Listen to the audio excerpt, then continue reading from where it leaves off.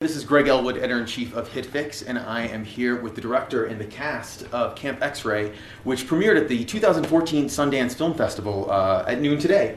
First of all, guys, can you please just let me know, what was your experience like? I know you've been to a number of premieres here. Did you sit through the audience, watching it? What did you guys think? Yeah, I have never seen the film yet, so it was my first time to see the film and to see it with a live audience. And I gotta say, I was really nervous before, but after, I couldn't have been more proud of this cast, of the director. The film was incredible, and it received a standing ovation. It was mind-blowing to me. And in fact, the standing ovation happened before the credits had even finished. People were already standing up. It was pretty amazing. What was that like for you, having worked on this film for so long? It was very surreal. It's I think anytime you're working on something, you vacillate between trying to be humble, and then also at the same time you have to lie to yourself and say that you're making the greatest film on earth. It's like, so you're always vacillating between those two things. And so there's at points where you're like, the movie's pretty good, it's cool, but I don't know, it's very rewarding. It's cool. It's very cool to make, any piece of art that can affect an emotional reaction to something. It's so cool. It's the most fascinating thing on earth. You take an inanimate piece of picture and sound, and somehow that can bring someone to tears. It's like really cool. So it was really satisfying to hear people, not that I enjoy hearing people cry, but it's kind of cool. It's like, wow, they were really moved by what was going on between these actors and just the raw, energy and emotions that were happening there. It was odd to watch people giving a standing ovation as they're sobbing. So it's a weird, because the ending's kind of bittersweet. So it's a weird. It's like this celebratory thing, wow, but at the same time, everyone's sort of like, I don't know how I feel about that. Yeah, because I think the movie just puts your head in a weird place at the end. Yeah, exactly. Had you seen it yet before? Yeah, but this was the first time. I haven't seen it. I wasn't able to see the film, but today I saw it with the audience. And is it hard? Is it hard for you to watch yourself on screen? And actually, for all you guys as actors, is it hard to sit there and do you think of everything you wanted to do, or are you able to escape and watch the rest of the film? Yeah, the best thing for me, I usually was telling Peter that I try. I'm not sure if I'm always successful of doing this or not, but I try to see the story and follow the story and see the film, not myself. For the second time, I'll go to this theater to watching the film for seeing myself and my job. But today I saw the film and I enjoyed it very much. What about you? I have the opposite. The first time I watch something, I simply I know that I won't be able to watch anything but myself, so I don't try to force myself. I don't try to. I just go with it. I was literally with a fine-tooth comb, and with a blanket prepared to just cover by myself with the DVD. Actually, Peter told me that he was I was in ADR, and he's like, Kristen then called me back for 3 weeks. I'm freaking out. I didn't even know how to talk to him. I was like, it was just that I could not get past certain things. And then today, I was really able to have the experience, and it was not, sullied by all of the millions of things that could have been there, but more really appreciating what was. And I loved it. I really think it's good. Yeah, it's a huge challenge because making this movie, it's every single person, all of us, but also everyone, from the DP and the editor, everyone was totally on board. It was just a completely and utterly committed to doing it. And when you invest so much of yourself in a project, it's and then you finally see it, it's there's this whole myriad of emotions that are going on. I remember when I first saw a rough cut, I want to kill myself. I'm just oh my God, what have you done? And then you come back around and just oh my God, this is amazing. I remember 2 days later, just oh my God, I hate this again. It's just there's so many feelings going on. I couldn't imagine, and that's just me watching my own work. I could not imagine what that's like to watch yourself on screen. It's the worst feeling. For me, that was a 2-hour film, but it felt like 16 hours. Because every time I'm on it, I'm cringing, I'm pulling out my neck. I hate watching myself on film. But I loved watching this movie, if that makes any sense. The idea of being responsible for depriving, not to sound too intense, but the world of something that mattered to you so much and really, you love so much, and you're the one that killed it. And so it doesn't exist anymore. It only exists in your memory. It's sickening. It's horrible. And what's so great about this film is, you're tackling a subject that really hasn't been tackled before in this sort of dramatic vein.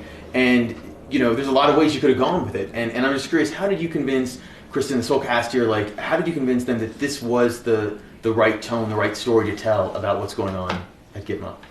I guess it all really started with the script. I think I feel like we could all see from that the approach that we wanted to take, which was very much more focused on the characters in that world and not just about being entirely about Guantanamo Bay. We wanted to treat Gitmo as the backdrop to our story, not the story itself. So I think just kind of the way it was reflected in the script, I feel like everyone could kind of sense that we were heading in that direction, that we were not going political, that we were just trying to tell a very human story that just is in this a very personal, very simple, emotional connection between two characters that just happens to be set inside this insane, tumultuous, crazy place, Well, one of the things I wanted to ask is, and since this was the first time you've seen it, and obviously now the second time and you can see yourself out of it, without giving too much away, there is a fantastic scene at the end of this film between your two characters. And I'm just curious, how, did you rehearse it beforehand? Was it something that you worked out on the day of shooting? And what was shooting that scene like? It was insane. It was awful. What Peter did with us was, I think we did it, the whole thing chronologically. We shot largely, their scenes we shot pretty much in order, and we built our schedule that way, to really have... Which is very rare. By the way, it was not a big schedule. I mean, he shot this film in 21 days. Yeah. Oh my gosh. Yeah. Wow. And that way, I think we got prepared for the final scene. And it really worked natural, just like that. Yeah. We didn't rehearse for the final scene. That was the one scene that we didn't rehearse. Yeah, really. Yeah, while table read, we saw everyone was emotion. It was so there, and I got so scared at that table read because I was like, And you stop. told me. Yeah. Yeah, and you told me. Because you were about it. afraid you couldn't reduplicate it, like. Yeah, you don't want to have that memory. Just like Yeah. you don't want to taint it. It's it needs to be. The way Kristen works, which is I think really good, it's like Kristen is very much just about trying to find a completely authentic moment. I think that she's very much about trying to capture that lightning in a bottle, which is so great because you can find those moments when you catch them, you're just like, damn, you nailed that thing. It's like we don't need to do any more takes. This is interesting. I think that's the process.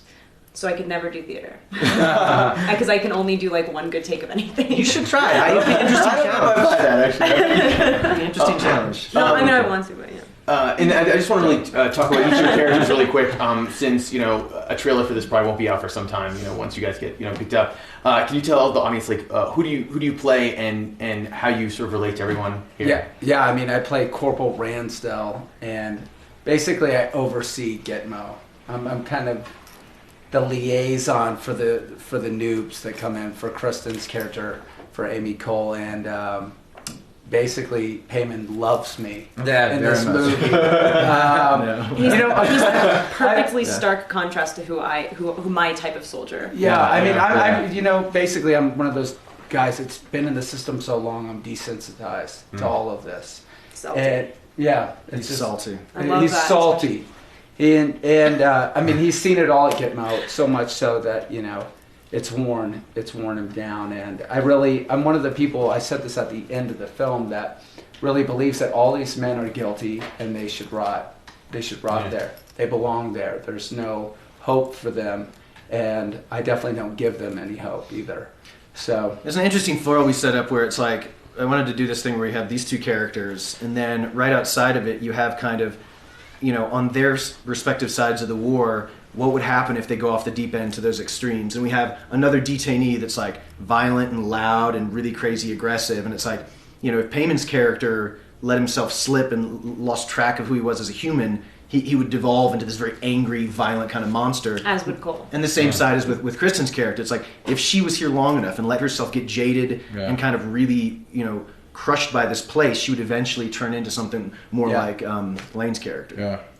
And one of the interesting things is your character actually. I mean, I can see where you would know where to find Kristen and Lane's character, but where did you find? Was it 421? Is that what was his number? 471. 471. Yeah. What was your inspiration for 471? Where did you meet anyone? Did you talk to people who knew? I mean, I'm sure you're just going down and talking to detainees. Did you talk to them? Email them? Nah. With the NSA checking out your... I don't know. I always just wanted. It was. I mean, this movie was extremely collaborative. I believe wholeheartedly in the collaborative process, especially in a film like this, where basically there is nothing to hide behind. It's the actors, you know what I mean? And we very consciously filmed it that way, and I was also very conscious not to like do a whole lot of like camera tricks and stuff, and just like, no, let's just. But it's like, shot so it is beautifully. beautiful. God, Although he did play camera tricks. Very classy. He would leave the camera running when we didn't even know we were having conversations and just BSing on the set. Stuff that he would pick up while we were still in character and acting like our characters, and then he'd just yell cut, and we turned and we wouldn't even know that he was running the camera. Yeah, because again, as a director, you want to extract the best out of everyone, and then just, you know, the director needs to be a filter that shapes it, not creates it. I'm not creating the performances, I'm shaping them, you know what I mean? And like, it was interesting, at the beginning when I wrote Ali, I pictured him more as like a crackhead. You know, like the Noog Man from Miami Vice? That's a very obscure reference. There's this like crackhead in Miami Vice. Okay, the movie or the TV series? Well, his character appears in both. But Okay. he's called the Noog Man in the first one, in the TV series.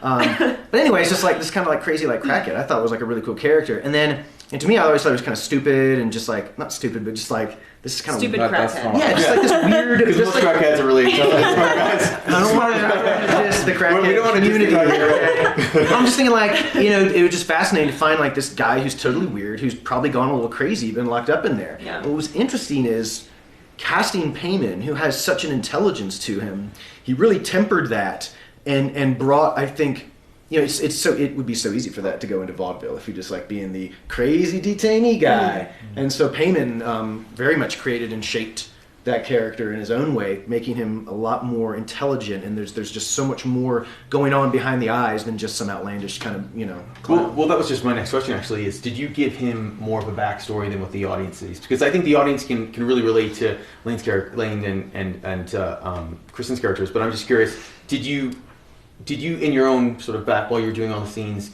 come up with, you know, maybe why had he gotten caught? Like why was he there? Definitely, yeah. That's what happens, you know, I think in every role that, you know, you try to play. I mean, you have to write a history for yourself, a lot of questions about, you know, the backstory of these people. And yeah, so I asked, I brought, I think on FaceTime and Skype, I did 2 to 3 times with Peter with, I don't know, like 40, 50, you know, questions. And he answered to, you know, most of those questions, and some of them, you know, he left it by myself. He said, you know, you can, you know, sculpt yourself. You know, you can make this character yourself. And yeah, definitely. I think what's really going to be interesting for you guys who are here for a while, when, you know, if you're here for a couple of days for festivals, I think when you go out and you meet people who see it, I think so many different people are going to think he wasn't. You know, I think you're really going to... That raises a really interesting some, point. Like, at the beginning, because that's the big question, is like, is Ali guilty? Is he guilty? Right. Yeah. Right. I originally, when we first met, I was like, Payman, I'm going to tell you this. Actually, I have secrets between both of these that no one else knows. Wait, are you actually? Because he never told me this before. No. We have a secret about his character. We have a secret about your character that no one else knows. Okay. Oh God, I just got like chills. Yeah. Anyway, it's a big secret. Okay. It is. They're very influential. But the thing we started talking about, no one else. I was like, Payman, we need to talk about his guilt. You and I are the only ones that can talk about this. And I said, it's this. And then Payman got back to me and he's like, no, it's not. It's this. And let me tell you why. And he changed my mind. Like, I had done the whole thing. He's like, no, he's this. And then That's Payman was hard like, to do, Payman. he's wrong. And let me tell you exactly why. And I was like, Payman, you're absolutely right. That's the way it is now. I changed my mind a couple times about it. Did you? God, I was 0 for like 12. I was like, what if Peter? He's like, yeah, no. Yeah. Well, I have one last question for you. For the movie, I'm sure is going to get picked up and it's going to have a really nice theatrical release. Knock on wood, it will. Yeah. What do you want audiences to see, you know, in this film in terms of, you know, something like Gitmo and Gitanimo? I mean, what are you hoping that they will come away with when they walk away from seeing the film?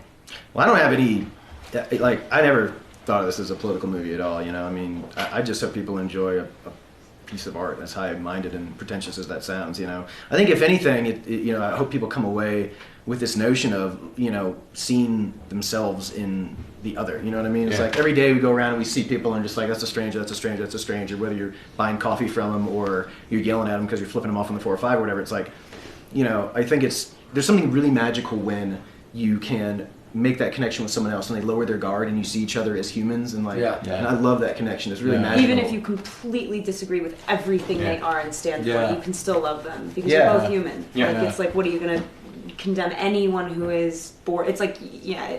I mean, that's the great There's a line message in this that's film. you cannot sever. Like there's Yeah. there's a connection between all of us that, like, you know, that's why we even make movies. That's why we're sitting here right now. That's why stories are awesome, because you watch a story and like you experience something that some other author, like, I love reading a book and you read something and you're just like, wow, I had the exact same thought. How on earth did someone else have that same feeling and thought? I've said those words. Like, I have literally said that sentence. Yeah, and it blows your mind because you're just like, how the hell did you say that? Yeah. Because it tells you that you're not alone. It's just like, oh wow, someone out there feels exactly the way I do. You know, and then it's like, it makes you feel like not alone in this giant crazy world. Well, congratulations, because I think actually the reaction of the audience tells you that, you know, they feel the same way you do about the story and about the characters you created. So Also, it's really fascinating, the setting itself. If you don't know much about it, it's, Yeah. you know, Gitmo, Guantanamo, we all know it. You know, the words are you know, familiar to us, but to see inside is just cool and weird and unsettling. Yeah, and to see an unexpected side of it too. Like, Not we're doing, cool. I mean, like, but it's fascinating in a dark way. You know what I mean? it's yeah. some of the weird, the weird You're not allowed to idiosyncrasies. look in there, and we show you like a version and stuff. Yeah, and the weird idiosyncrasies of that place are just strange and fascinating. Yeah. The You know, details are so odd. one of the things that one of the thoughts I had while watching the movie actually was just like, I can't believe we've forgotten this. Like, you know, it was like 4 years ago, it was a big thing, and everyone was sort of talking about it, and now it's like everyone's forgotten about it. And I think, at least, I know you don't want the movie to be political, but I'm hoping that if it at least gets people to think about, this has to be. It's not dealt that it's with. not political. It's just not opinionated. It's just honest. Yeah, it's just like And it's well researched. Yeah, it's just reminding you, like, hey, it's not answering you the question. It's just reminding you that that question still exists. Yeah. Yeah. Well, Camp X-Ray will be coming to theaters near you sometime, I'm sure, later this year. Go see it. It's fantastic. And thanks, guys, so much for coming. Thank you for having us. Thank you.